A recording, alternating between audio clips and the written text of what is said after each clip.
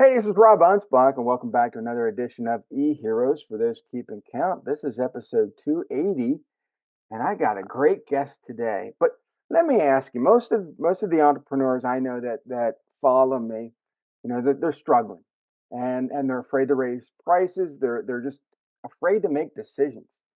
And as entrepreneurs, ask yourself, is what you're doing right now? I mean, are you in control? Or is life and business just kind of going sideways for you? So I brought on life strategist Gary Coxe, and I think this is just going to be an awesome, eye-opening episode. So welcome, Gary, and thanks for being here. Rob, thanks for having me. I'm looking forward to this. That little tidbit you gave right there, man, I could go a couple days on. But the thing is that I jumped on your website and you've had some adversities. I mean, and I know that a lot of entrepreneurs, they went through COVID, they went through a Sure. lot of life-changing things, and some of them, I think COVID took their spirit away. It took their Yep. passion away. But you've had these 100%. adversities that you teach people, that you share with people, and it's like, wow, you know what? How can someone go through all that and still have the spirit to move on? Yes. So I imagine you want me to share this crazy story that's had my spirit move on. No, you're Um, not. Yeah, go no, ahead. no, no, not a problem at all. Because I want, it makes sense. I want people to see that the possibilities are there no matter what you go through. And easier said than done. I mean, that's just the reality of it. So when I was 11 years old, Rob, I started my first business. At 15, started a second business. And as a teenager, I was making over $100,000 a year. So that's probably equivalent to, I don't know, a couple million now. So I Mhm. was crushing it. And then got married. My wife went and had a baby, and then things changed dramatically. Later on, she tells me that baby isn't mine. And you talk about like massive, massive emotional pain. Then my grandfather and stepfather died of cancer. Literally, like 10 miles from here, my uncle was killed in a plane crash. Get a phone call from my mother to let me know my father had been shot point blank in his chest and drowned in his own blood. I mean, just pain after pain after pain. All this too, Rob, by the time I was 21. And then I was also born and raised in a cult. So I left that in my 40s. And when you leave this cult, your so called friends and family are programmed to shun you for life and treat you as if you're dead. So I had all that to contend with. That threw me into a tailspin emotionally and mentally for obvious reasons. So I was $350,000 in debt at that time. And here I am. So I wish I could snap my finger and it was that quick, and some people commit suicide over this stuff. Hey, Yeah. don't let me think that I've never come across thoughts like that. But when you're talking about, people going through COVID or whatever the challenges are, here's the thing that people need to really, really, really sink in, Rob. The challenges and the problems that people have in their business and in their personal life is a reflection of the things that are stuck in their emotional hard drive. Mhm. So we all have something stuck in our emotional hard drive. Some people choose to ignore it because if you ignore it, it'll stay there.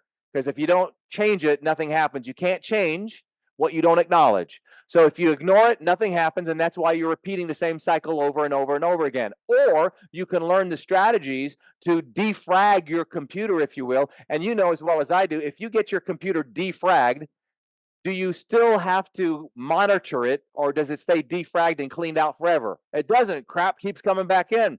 As you may know, I'm an avid aviation fan. I love aviation. I fly jets and helicopters and whatever. I don't think I have one right here, a checklist. But when we have an emergency, we have a checklist. When we get ready to start the jet, we have a checklist. When the crap hits the fan for you in your life, what's your checklist? The problem with that is most people don't have a specific to do thing to do when things hit the fan. So, what they do, unfortunately, as humans, we're programmed to be a slave to our feelings, not a leader of our feelings. So, when you have an emotion, negative or positive, Rob, you're going to do one of two things. You're going to ignore it or you're going to reward it. Well, if you don't have that checklist, unfortunately, you're going to reward it and the cycle continues. Yeah, yeah, and I think that I went through a couple of those cycles. I had failing businesses, I've had successful businesses, and it wasn't until I started writing books and putting all those Mm, frustrations, those stories, and everything into those books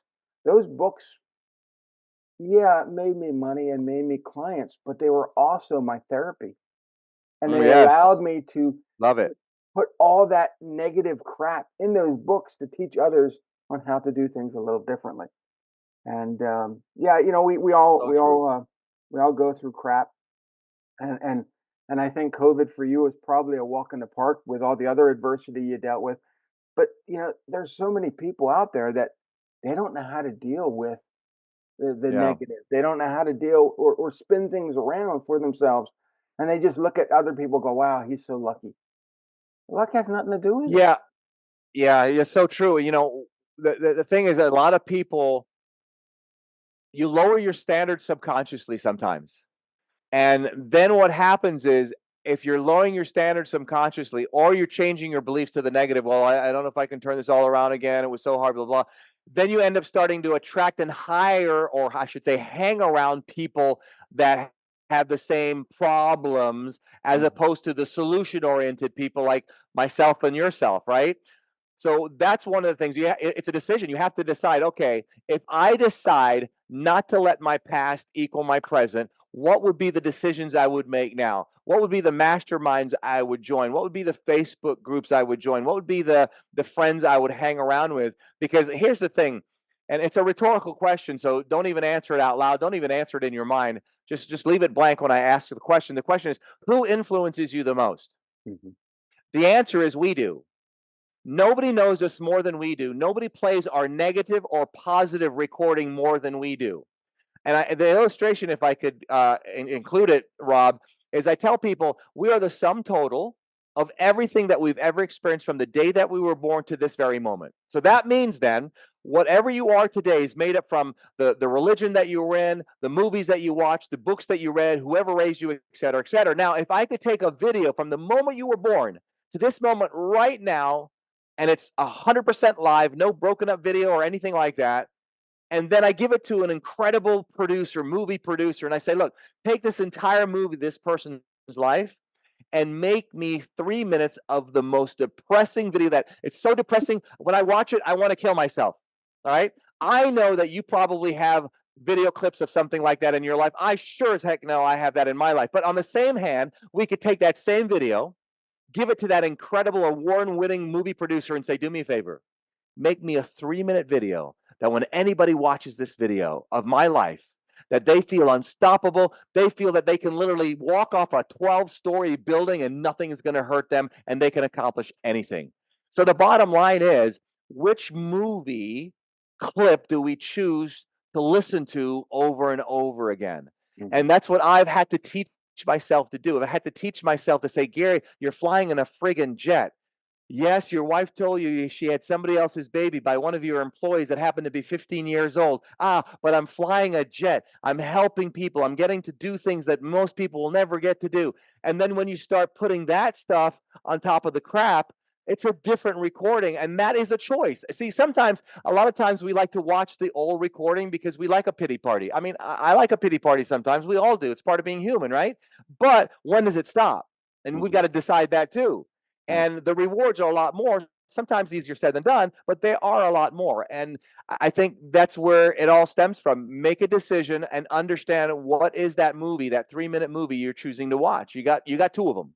Yeah. And for you, you know, being in a cult, you know, that had some negative programming in your head. And I think there's a lot of entrepreneurs, they may not necessarily be in a cult, but they're hanging out with the wrong people that put those negative 100%. thoughts in their head, and then they can't raise their prices, they can't move forward, they can't implement the things that they really want because these negative thoughts are in their head and they think, "Oh, I don't deserve that." You do deserve that. 100%. Yeah. And the thing is, when people raise their prices, you know what's interesting? And here's a way to get this into people's head. When do people typically raise their prices? Often it's when they're forced to. Mhm. So let's say that, we have a restaurant and we sell a sandwich for $10 and our cost is $3.50, right? And then if you go in and I go in as a consultant to that restaurant and say, you know what, why don't you charge $11 for your sandwich? No, I can't do that. No, I can't do that. Okay, don't do it. 3 months later, they find out now their supplier gives them a raise in whatever, and instead of that $3.50, that sandwich now costing $4.50. Now they feel they're validated to charge the $11 that you and I suggested they should have done anyway, and they would have made more money. Now, how stupid is that? Right? So there, if you think that way, you have a problem in your thought process. There's some. So I remember when there was one particular program that I had, and it was a $389 program, I believe, Rob, and a $589 program. I immediately took the 389 and I made it 589, and I made the 589 789. Mhm. Nothing changed. Right. Everybody the same sales happened. In fact, I probably made even more. But I did it without being forced to do it. I didn't go, oh my goodness, my travel expenses are a lot more. I had to hire more people, so I'm going to have to increase my price. And you said it, it's value. We all have like a thermometer of what we feel valued at. In fact, I'm working with a client now, and this client's making $20K for a speaking engagement. I said, you need to double it right now, double it. And then the response is laughter. The laughter tells me that that person doesn't what yet? They don't believe yet that they're at that level. Well, something got them to the 20K level, because 10 years ago, if they would have charged 20K, they'd be laughing again. Are you kidding me? Right? I remember when I charged my first speaking engagement was $200. I was 18 years old. I spoke to a bank for 30 minutes and I walked out with that check. I go, oh my God, I made 200. I wouldn't think of charging $200 for 30. You probably couldn't get me for a nanosecond for that. You know what I mean?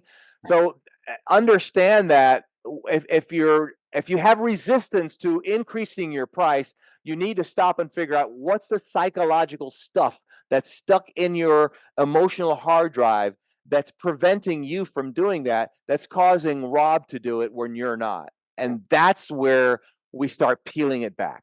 Yeah. Oh, you hit it on the head, and but there's also people that we instruct to raise their prices, and they coast with those prices for a while, and then somebody Yeah. says something, and they say, "Oh my goodness," and then they drop their prices in hopes that they can make it up in Right. volume. And I'm like, "What did you just do?" And Right. that's Right. Right. that. And then they do that for a while, realize they're not making any money, and have to go bankrupt. Yeah, because you lowered your prices. Yeah. I just, So true. people get And I no, go yeah. ahead. No, people get in No, their I minds that they need to be cheaper, and and oh, I did that. My first business, right. I had a cleaning business, and my slogan was, "We clean your carpet, not your wallet." I wanted people to know that I was cheaper. Problem was, Right. Right. within 6 months, I almost went bankrupt because I wasn't making enough money. Yeah. So, Yeah. and the funny thing is, when I tripled my prices, I got better clients. 100%. You typically will attract better clients. I think what happens is when, and this is another reason why I'll give you a perfect example of this, Rob. Um, Outside of this speaking, my consulting and whatnot, um, I did something for a gentleman and I charged him X amount of dollars. And I said, I'm going to have to, was it double? No, it was 50%. I added 50%. Now, here's the thing. If I were to tell you as a client, I said, okay, I want you to add 50%. And if you have resistance, the resistance is going to be something like this. Well, what happens to the people that I'm charging now? They're going to fall off. Then if they fall off, I'm not going to get new people right away, blah, blah, blah, blah. All right. So here's the problem. And this is for those of you watching this and listening, if you're in the position to write this down, this is a game changer if you understand it, write it down. Your brain will validate all of your beliefs, whether they are right or wrong. Let me repeat that. Your brain will validate all of your beliefs, whether they are right or wrong. So here's what happens. If you are told by Rob or Gary, increase your price 50%, you go ahead and do it. You put it out there. The moment you put it out there, which I told this guy that I'm going to go ahead and put it out there. So I sent him an email. He responds right away. Wow, talk about inflation. Now, if I was mentally weak, I would have said, see, I knew I shouldn't have done it. Then I allowed my brain to validate my decision to say, see, I shouldn't have increased my price. And now you're even more scared to go ahead and put it out again. And do you realize after that, I ended up tripling the price, just a little bit under triple. And I've got something next month that I'm doing the triple for 8 days straight. I want to smile. I don't want. I want when somebody that calls me to bring me on board. I'm gonna smile about it. And in fact, just yesterday I was in the Bahamas, right? And we have a company that we hire to escort, drive around our team and so forth to Sandals Resorts where we do our mastermind. And I owed her for I think 2 trips, and just driving 10 miles, right? Not even 10 miles. And I gave her, I don't know, it ended up coming up to like $1,250. And when I gave her a tip, she smiled, and I said, "You know why I give you this much? The reason I give you this much is because next time I call you, I want you to smile." Right? I don't want her to go, "Oh God, here comes Gary and his team again." And in fact, we had somebody with me, and they watched. They go, "Oh my gosh, these people just swarm over you guys. This is why we take care of them, right?" Mhm. But this is also why I don't charge a small amount, because if you pay my fee to come work with me, you're going to see that everybody on my team and the people, the vendors that we bring in, you're going to be blown away. So there's a psychology behind that. But remember, your brain will validate all of your beliefs, all of them, whether they are right or wrong. And when you can master and understand that, you'll be able to start manipulating, for lack of a better word, or controlling what goes into your mind and what you let out and what you keep in. I liked your story about your event, and but the thing is that you package that all into something that, whether it's 10,000, 20,000, whatever it is, people are going, wow, that's value. But if you started out and said it's $1,000 and I'm going to nickel and dime you for everything else, people are going to get upset. Exactly. And what I always tell my 100%. my clients is that you have to package your services in such a way that people feel value, but you're still making a lot of money. Yes, yes. And the bottom line is, if you're cheap, people expect you to be cheap. If you're expensive, they expect you to be good in most cases. And the other thing too is, and this is where you have to be a little selfish. When I work with coaches, I tell them, if you're doing this one-on-one thing, you need to stop that unless you're making like a lot of money. Like, I'll do a 25K an hour for like billion-dollar companies because they can afford it. But I still wouldn't want to do that all day long every day, because I wouldn't have a life, right? No. So if you want to truly have a better life with your family, if you have a family, or a better life to donate more money or more of your time to church or charity, these are things that you have to do. Not wait 5 years and go, "Oh my gosh, I wish I'd have done this then." No, this is now. When's the best time to plant a 20-year-old tree? Right? 20 years ago. When's the next best time? Now. What does now mean? No waiting. Do it. Yeah, and as a business owner, one of the things that we're supposed to remember is the business is supposed to fund our personal life. Our personal life is not supposed to fund our business. Right? Working 14-hour days is not a life. So when you can pull the things back and say, look, I'm only going to work 4 hours a day. I'm going to hyper focus and get stuff done, and then I'm going to go have freedom somewhere else. Yeah. That's what an entrepreneur should be doing. You know, 100%. And you stop and think about, why did we pull the entrepreneur trigger? There's really one. It was the dream. The dream of what? Freedom of money, freedom of time. That was the dream. So if you're not living that dream now, granted, if you just started in a year, you're probably not going to live the dream right away in a year. You got to put in some grunt and some grind. There's no question. You usually start off with a lot more time than you do capital, but there's got to be a time where you break it. All right. And if I can go on a little bit on that, and one of the reasons we have such a hard time breaking that cycle, Rob, is because when we start off as an entrepreneur, we have so much more time than money. And then because of that, we do everything ourselves. Then we come up with this other belief that says, if you want it done right, do it your what? Yourself, which is one of the worst beliefs that you can have if you want to really grow your company. My billionaire mentor, who owns Sandals Resorts, he unfortunately passed away. He's got 20 hotels. He could not have 20 hotels if he decided to have one hotel and micromanage everything to make sure everything is perfect. He knows things are going to go wrong. So yeah, if you want to grow, you've got to learn to let go, because if you've been doing so much on your own and you have this belief that if you want it done right, do it yourself, the problem that you're going to have is you're going to micromanage people. Then you're going to hire people who need micromanaging. yeah, And then you're not going to be able to do what you're the skilled expert at doing. And then you're just going to be, just like you said, doing the 18-hour day thing. yeah. My favorite thing is going to Disney World. That's just my yearly thing. Sometimes I do it twice a year, and people are looking Wow. at me going, "Rob, you're 55 years old. That's a kid's place." I said, "No, it's a place for I me to love get it. inspiration." And I look Yes. at the way they run things, and I'm thinking, okay, Right? how do I Disneyfy my business to make things Yeah. run smoother? but also that I can take more time off to travel and do stuff. And do And this.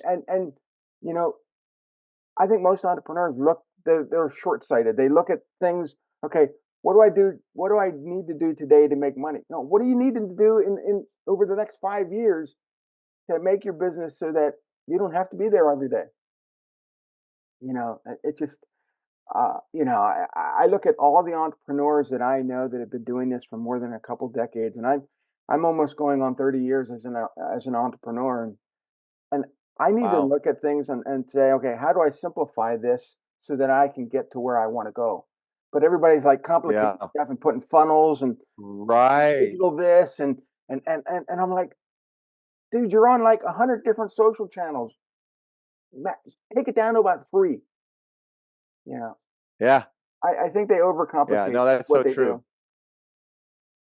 do. No question. I think we forget the lifestyle. One thing I learned from my billionaire mentor was lifestyle. Mhm. And you don't have to have $1 billion to have an incredible lifestyle. You can, like you said, you can dumb it down and make that dumbed down smaller really, really good.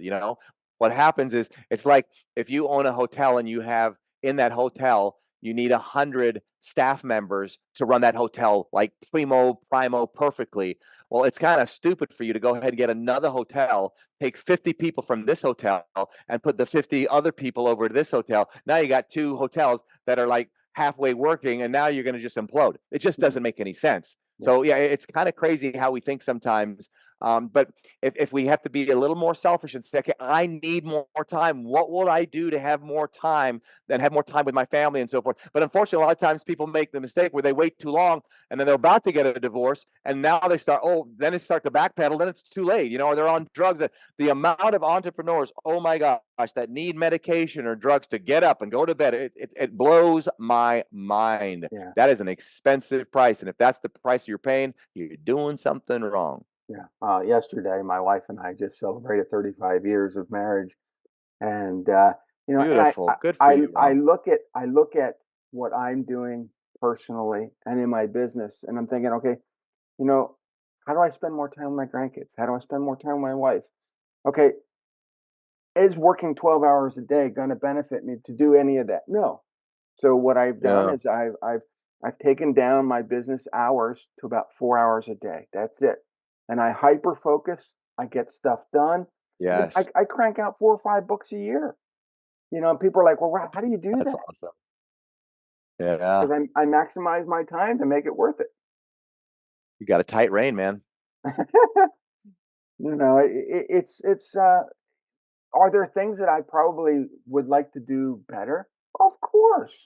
But, Sure. I also look at, okay, where is my time more valuable to me? And family Yeah. time is more valuable than anything. And the reason I started Beautiful. this, my businesses even long ago, it wasn't about money. It was about freedom.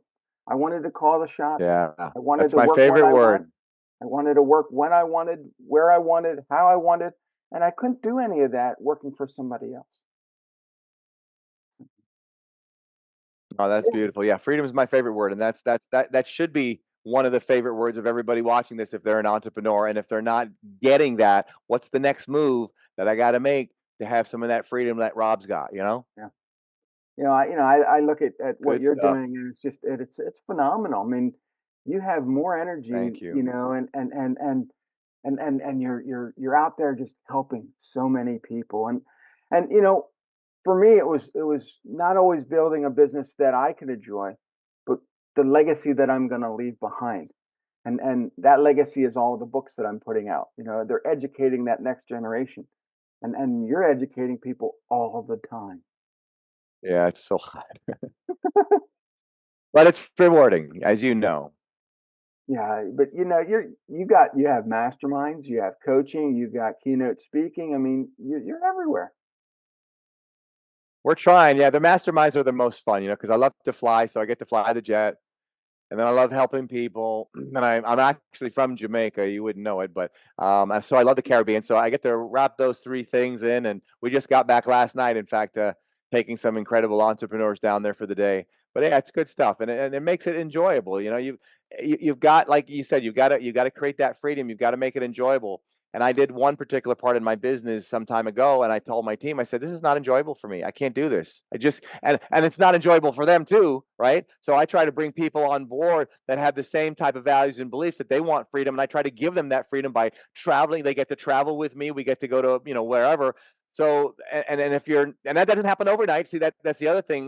The worst person you compare yourself to is not other people. First, it's comparing yourself to yourself, then other people. But we're all on different chapters, right? We're all on different chapters. When I go to the gym and I see somebody that's overweight by 100 pounds, I'm very cautious about being critical of that person because that person could have been overweight by 200 pounds. Hmm. We're all in a different chapter. So Yeah. just know that whatever chapter you're at, if you want to do more, be better at it, it's possible. But understand, be intentional about your moves. Be intentional about your moves, like a chess game. A great chess player is intentional about their moves. They know Hmm. what the next move is. So know what the next move is for you to get the next piece of freedom. And if you don't know what that next move is, that's where you have to start Yeah. because then you'll Well, be just doing in that little hamster wheel. you had mentioned not enjoyable, and there's a lot of entrepreneurs that don't enjoy what they do, and I tell them, well, what is it that you like to do, and combine that with what you're doing to make it more enjoyable. And a lot of them have created businesses 100%. or inherited businesses that they just don't like, but they're afraid Yeah. to try to take that risk to do something different. And Right. that's not being an entrepreneur. That's just being a slave to an idea that, you're not gonna like, Yep. you know? So And true. that's why I admire you. You've packaged your services in a way that's not only enjoyable, but you're doing the things that you love to do. And I think Yeah. that makes you not only a hero to a lot of people, but they can look up to you. They can see that, hey, he's a prime example of taking the joy that I like to do and packaging in a way that helps other people. Yeah, and I encourage people, chip at it. If you could have a magic wand and have the money to do whatever it is that you want to do in your business, what would it look like? And Mhm. then that's the goal. My goal was to do the jet, go to the Bahamas, coach people, take them with me. I remember years ago, decades ago, the number one promoter of speakers in the world, the number one promoter, because I've got this jet mastermind about. And he said, Gary, that's the dumbest thing I ever heard of. No one's going to pay you to go on your jet and fly you to. And you know what? I have a belief, and here it is. When my feelings are not in harmony with my goals, ignore my feelings. Mhm. When my feelings are not in harmony with my goals, ignore my feelings. So my feelings said, oh crap, there's rejection. This ain't going to work. I ignored it and I pushed through. And I didn't want to ignore it because this guy knows way more than I do in this industry. He's been around the block. I mean, he's doing every major speaker at that time. It was Zig Ziglar, Steve Covey, Harvey McKay, all the big names. He did them all. Mhm. And then he told me that, and I just had to let that go. I had to ignore that. And I literally, because everybody's doing, not everybody, but a lot of people do the jet thing now. But I literally was the first one that started this 30 years ago. I got a picture in front of a real old jet, but I chipped away at it. And even though it doesn't happen overnight, you've got to keep chipping, but make sure when you're chipping, you see the chips fall so you know you're making progress Mhm. and try not to be discouraged. And that's why the importance is of you, as you well know, Rob, we got to make this a journey. Yeah. And if you make it a destination, you are never going to be happy when you get there. And I'll give you an example of that. When I started flying airplanes, I'd fly to the Bahamas, Rob, in a little four-seater airplane, right? And then we'd come fly from the Bahamas and land in Fort Lauderdale, where the customs is, and you see all these big airplanes. So we would park the airplane before clearing customs to an airplane that's bigger than mine, maybe like a twin engine. Then the people in my airplane would say, "When are you going to get a twin engine?" Well, lo and behold, I bought a twin engine. So we come back from the Bahamas, it holds more people. We now park beside a jet. So what do you think some of those people say? When are you going to get a jet? So take a guess what? Gary starts taking his friends and people over in a jet. We start parking beside a bigger jet. When are you going to get one? It's just, when's it going to end? So Yeah. you've just got to figure out what works for you. You got to figure out what works for you. I don't need a bigger jet. Maybe later on, I don't have to compare myself with the Joneses. You know why? Because I'm not overly concerned about what other people think. Yeah. I I mean, wear when it flip flops all day long. That's it. I don't wear fancy shoes. I wear yeah. flip flops, and I'm okay with that. And if they're not okay, Yeah, in '95 when I created the carpet cleaning business, and, I struggled. yeah, I learned. I but sure, but I also knew that I was capable of so much more. And I started learning marketing. yeah, I started developing my own systems and way the way I wanted to do things.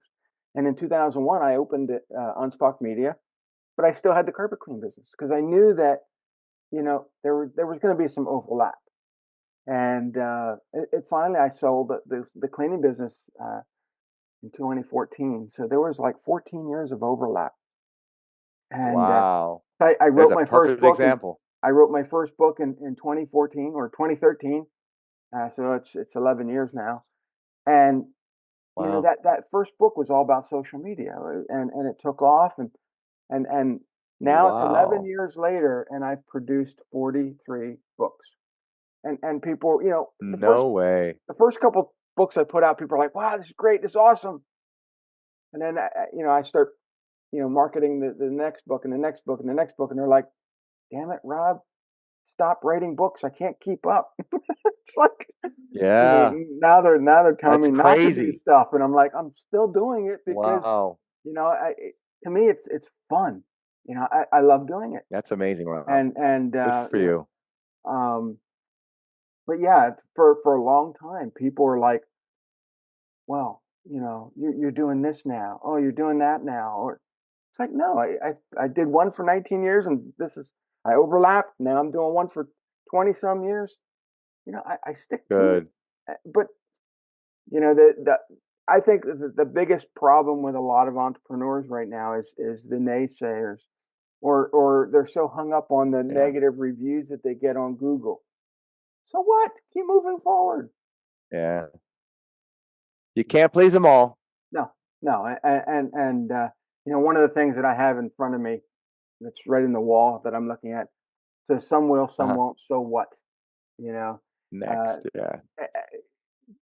you got to have thick skin, and you got to know that you have value, and to price your services higher than your competition. And yeah, you might say, oh, the market won't bear it. The market will bear it. You just have to find better clients. Yeah, I tell people there's 8 billion people out there on this planet. It's got to be a couple thousand or 10,000 or a couple million out of 8 billion people that want to listen to what you have. No Yeah, question about it. Or yeah, use your services. yeah, You just got to find them. and don't worry about and don't if you're going to put videos out, don't worry about views. Don't worry about analytics because you only need that one person who likes what you have to Yeah, say that will buy from you, and it changes how you do business. 100%. I'm not a big Good fan of stuff, Rob. I'm not a big fan of going viral. I'm not a big fan of all that. To me, it's all vanity metrics. Yep. I want the one person who really wants my Man, service. right? Yeah, I remember making my first selfie. I hated. I just, yeah, it's not my thing. And this, we're in the society that that's what we do now. It's crazy.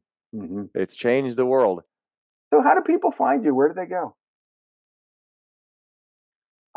They can go to my website, Rob, garycoxe.com, garycoxe.com. That's GaryCoxe. I've got an E at the end of my name, garycoxe.com. And then we also have 1 week online live programs that I do that they can join. They can go there and find all that information. And if they want to go on my mastermind, come with me in the jet for a day and take their business to a whole nother crazy level, they can find out that information there as well. I'm all over social media on the same handle. And yeah, we're out there, that's for sure. Yeah, tell me about. I mean, I think you were on a show called The Doctors. Tell me about that. How did Yeah, that that's happen? one of Dr. Phil's shows. Yeah. Yeah, that's one of Dr. Phil's show, The Doctors. One of the things that I do, and I don't say this with arrogance at all, Rob, but I do. I'm known for doing in 1 hour what therapists or business consultants can't do in a year. So I've been able to, I think, because of the crap I've been through that I've shared with you today, I've been able to learn how to acutely identify where people get stuck, and then more importantly, very quickly reprogram or rewire that. So I did that show for about 3 years, and I've done, I did many other shows before that, Inside Edition, Fox and Friends, and one of the reasons I do that for those of you who are out there that are entrepreneurs, it's really much smarter to do one presentation on TV, which puts you in front of millions of people, as opposed to one presentation in front of maybe an audience of 100 people. It's just so much more smarter, and everything on TV gets on the internet, not the other way around. So one of the things that we do in one of our inner circle programs, we give them access to like 120 casting producers, so they can, if they want their own TV show, What's the biggest shows that they'd like to get on or be an expert on. It just changes the game. So I started doing TV probably like right when I started in my business over 30 years ago. So we've got 30 years of knowledge in front of the camera and behind the camera. And that's one of the strategies that we use to help people explode really quick. And you have, I think you have a bunch of books as well. I don't have 40 something books, but I have a few. No, I don't compare to you, my friend. Sheesh, that's crazy.